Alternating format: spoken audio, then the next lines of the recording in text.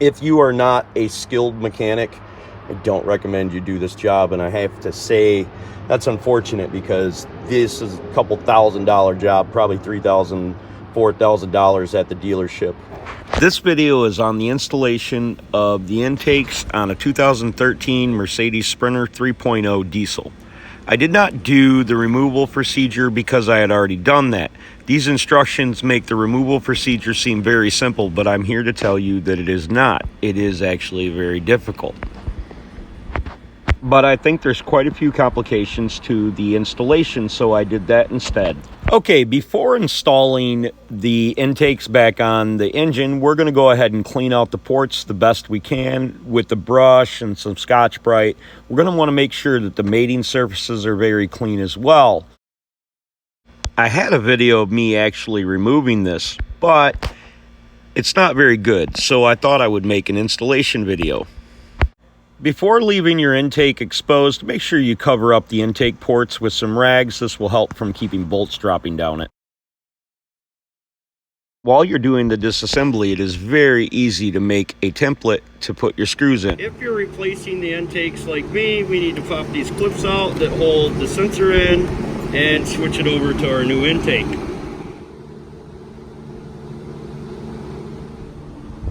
To get the sensor out without destroying it, stick a screwdriver in the back and pop it up.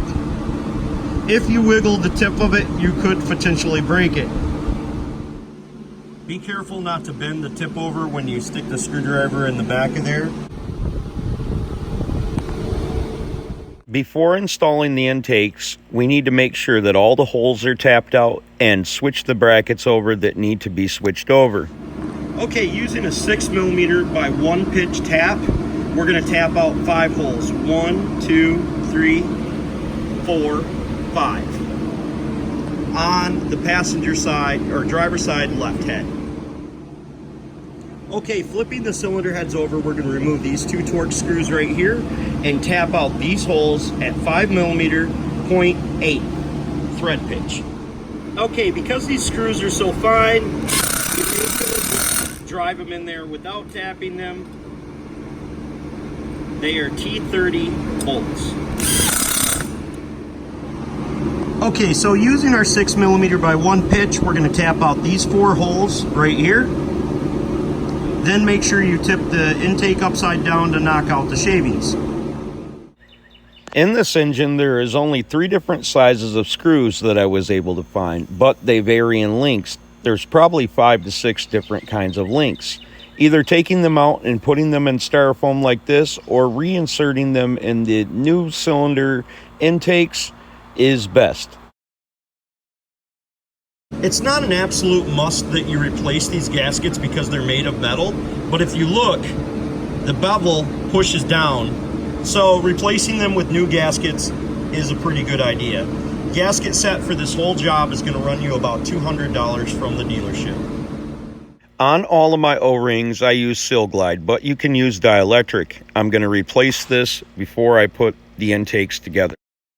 You're going to need some ability. I am not doing a nut and bolt installation job.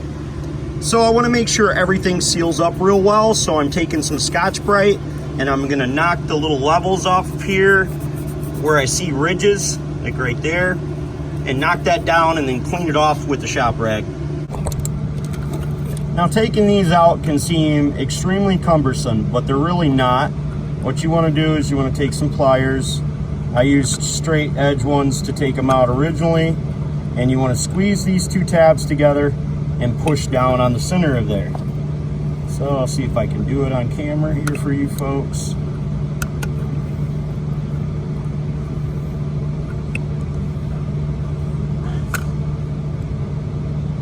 Just like that. Now usually it'll fall out that easy when they've been in there for a while, but you're getting the idea. Okay, because my bridge would keep going lopsided, I've got 2 zip ties right here holding the front together, and I've got the bolts tightened down. I do have this one out so it wouldn't make it kitty-wampus, and I have my actuator there in place. Okay, so I've got this wiring loom zip tied up. Like I said before, about 1.5 years ago, I made a video of me removing these intakes. That's a little bit of a different process, but not too much different. I have noticed the difference between the 2008 model that I did in the other video and the 2013. The 2013 was simpler. Now that we've got that sitting inside there, we're going to take a rubber mallet and drive it in right here, but we're going to make sure that we insert our metal gasket right there, and then hopefully squeeze this whole thing back together. Our metal gasket goes inside there just like this little tab pointing off to the bottom. Holding the gasket, I'm going to insert the long screw right there, and then I'm going to switch hands and put the other screw in right here. Okay, with the rubber mallet, we're going to tap the back side of this cylinder intake with our other hand. We are going to push forward on this. What we want is we want these to go together and inside at the same time and slip that through there. So I ended up loosening up the screws to my swirl motor, and she dropped right into place. And as you can tell, it is right where it's supposed to be. I never did end up removing that zip tie. I don't think it's going to hurt anything. Now with our intake in place, we will start putting in the 10 to 12 bolts that are on each side of our intake, not tightening anything down until we have completely started every single one. The reason for that is it'll throw everything kittywampus and you won't be able to get the bolts to start. This is a description of all the bolts that I've taken out, which will also help you with the installation, knowing where all the bolts go and what bolts were removed and what bolts were not. I pretty much remove every single bolt. So now we need to install all these bolts back inside there. Looking at this should give you a good idea of where everything goes. Unless you're doing the removal, then you know where to take them all out at. Now we're going to install the 3 bolts that hold on our front tube from our EGR to our intakes. Okay, so now we're going to start getting our surfaces ready for our lower pedestal and upper pedestal, and we're just going to do that with some basic Scotch-Brite. And the reason for that is we don't want to use any brake cleaner on this. We don't want that getting into the bearings because it's going to be a short period of time before this has oil. So we want to make sure that that doesn't affect us at all. Okay, because the Permatex didn't seem to be holding, I just took a couple small O-rings, put them on the bolts, so when I went to stab this thing down in there, I don't have to worry about my gasket falling off. Somehow I lost video of me installing the pedestal, but it goes right down here and it's tightened down by the 4 bolts on the pedestal. I couldn't get my turbo bracket bolts to come out, so I ended up sawzawing them out of there. Not very happy with this, nor am I very pleased about showing it to you, but that's what I did. Okay, on the older models, I don't think you can get to the bolts that go straight down and hold that clamp on. I'm pretty sure you have to take the bolts out that come straight to the back of the turbo, but let me know if you can get them 2 out this way once the heat shield's off of there, because that would be interesting. On this older model, I couldn't do that, I don't think, but I may have forgotten. Okay, we want to make sure that we clean up the mating surfaces and then put our exhaust gaskets on and install our platform gasket. There is a right and a left to these gaskets. This is the driver's side and this is the passenger side. Okay, so you should have 6 exhaust manifold bolts that go on the ears that come out of there, and then 3 bolts for this right here. The exhaust manifold bolts are longer. And yes, I'm missing one because one was broken. Now I'm going to cut the zip ties that hold up my wiring loom. This is a really heavy job, and this is kind of hard to put this turbo in place by yourself, but it was able to be done. I got it done pretty easy. My gaskets moved around a couple times, and I had a bracket in the wrong spot holding me up right there off to the left. But I took that bracket off, and now I'm able to put the turbo in. I did have to do this 5 or 6 times, so I ended up making video of me putting it in at different angles, which I thought would be helpful to some folks out there. I'm showing the installation of this because removing it was not all that hard. It was harder to get it to go back together in some situations. The only problem I had was the back bracket of this turbo was a real son of a gun. I couldn't get any of the bolts to come loose or get them out, so I ended up cutting the bracket like I said earlier. Okay, so I need to remove this bracket right here because it's getting in the way of my turbo tube, just till I get the turbo installed.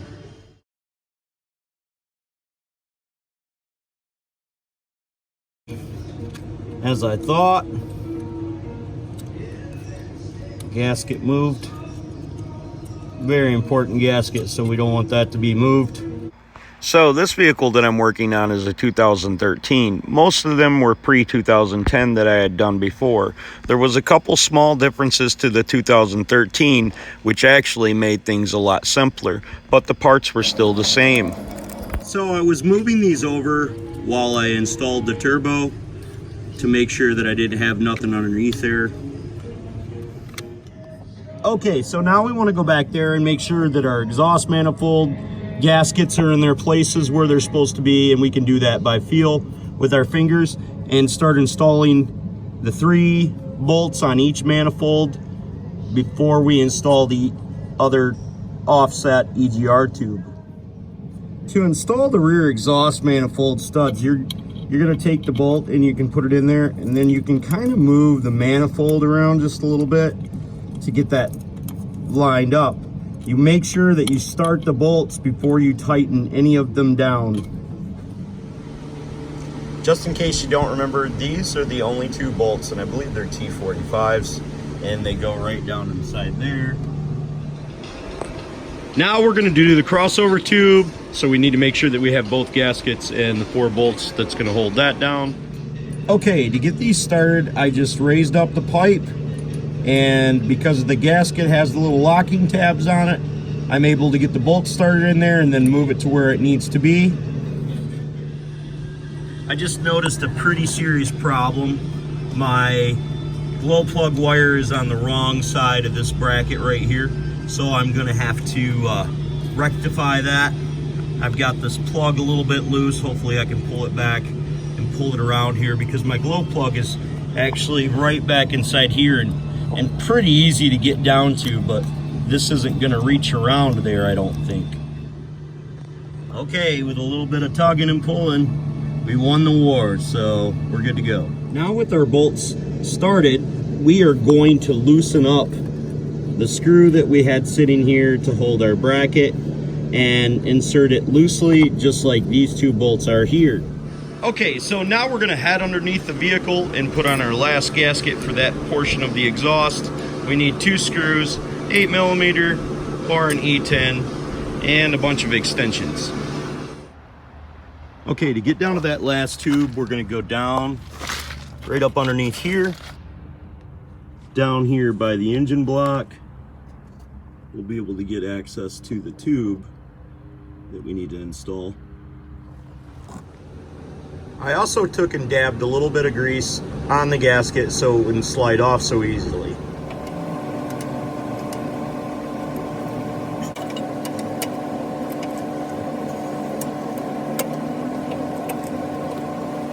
It was very late at night when I installed these bolts. I actually made this job a lot harder on myself. There's a position right from the front of the vehicle that you can look straight up there and get straight onto these bolts to remove them and insert them easily. So I hope you don't have the same problem I did. Okay, running the socket up like this is going to allow me to get the other bolt in that I need, and that is right there by the oil pan. You can kind of see the angle.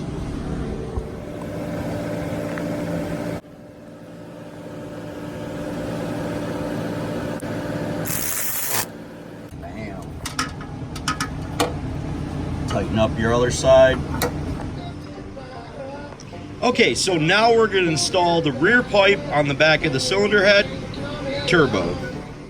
You would think this gasket points straight down because it looks like that, but it actually fits off on a skew, and them little plastic tabs will fit in the back of the turbo and hold on the gasket.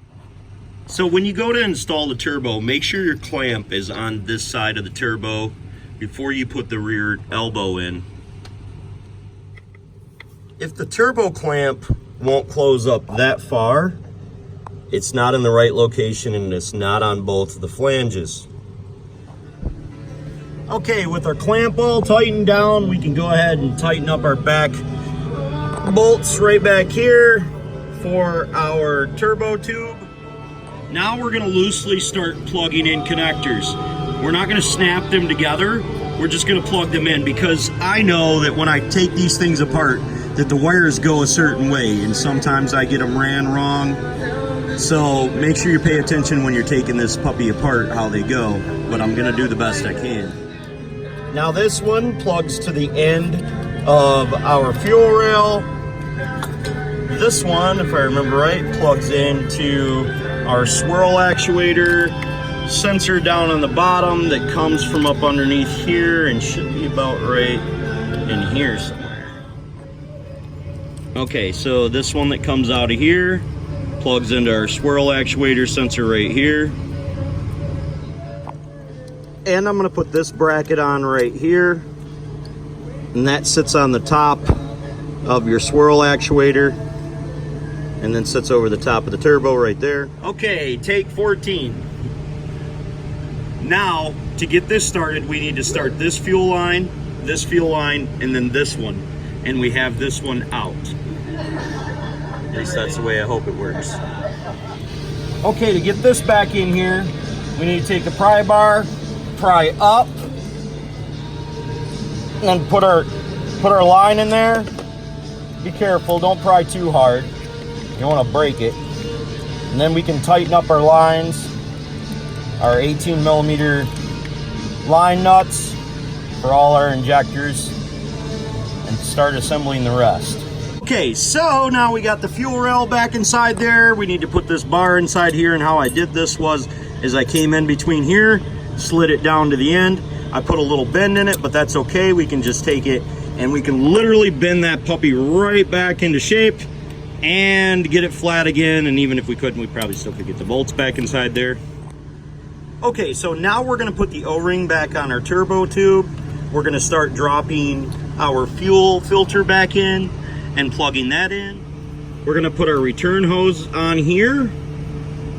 Now we're also gonna put on our overflow hose that goes right here to this nipple. Now we've got our bracket that bolts back there to the back side of the head that bolts on the top of our heat shield for our turbo. We're gonna install that. And there's a couple nuts over here we need to install. Just to let you know, I have not figured out where this plug goes. I've got that inside my tube right there, which is fine, plugged in. And I'm gonna pull this stuff off and give you guys an overview because I have everything else plugged in and put together. Okay, so we got everything. Hey, just remember people, there might be things that you missed. Obviously, I don't have all the nuts and bolts in there, but I'm not gonna show you every single bit of that because really the vehicle runs just fine. If you have coolant inside there, you don't need to do too much more. We just need to put it back together the rest of the way. And I'm afraid I'm gonna put some things together incorrectly, so I don't really wanna show you that. I might have some wires that are ran incorrectly. I'm not certain of that, I don't think so, but I do have my fuel filter in there, my line's on. This line popped off on me when I started it up originally, but it runs great and we don't have any codes. So I talked to the guys at the Mercedes dealership, and they told me they didn't know what that went to. They said that they thought it was a loose plug, but it doesn't seem to remember doing that when I took it apart. Gonna make sure we slide that clamp inside there. Put our Torx bit inside there as well. Gonna make sure that we put our bolt in there. And then we have another one over here that goes in there as well. Okay, it took me a minute to figure out how this bracket went, but it goes right here to here. Then the controller goes on top of that there. Okay, so we installed that bracket right there. We're gonna install this bracket right here to hold on our air box, and we're pretty much done.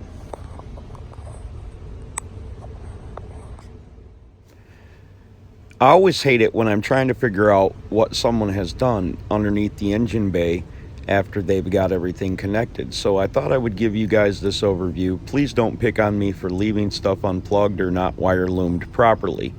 I don't think there's too much, but there's a possibility that there's some stuff that I need to go back over after I'm done shooting this film and zip tie or put it in its proper location. But she's pretty much ready to go. I'm assuming this video was helpful for removal and installation. So if that's the case, please consider subscribing, clicking the notification, sharing my videos, and giving me them sweet old thumbs up. You can send me a message on Clay's AC and Auto Repair on the Facebook Messenger. I'll be happy to answer them if I can. Remember, don't be the next to them, be the first to you, and if anyone else can do it, you can do it too. That I promise you. God bless and have the best of days.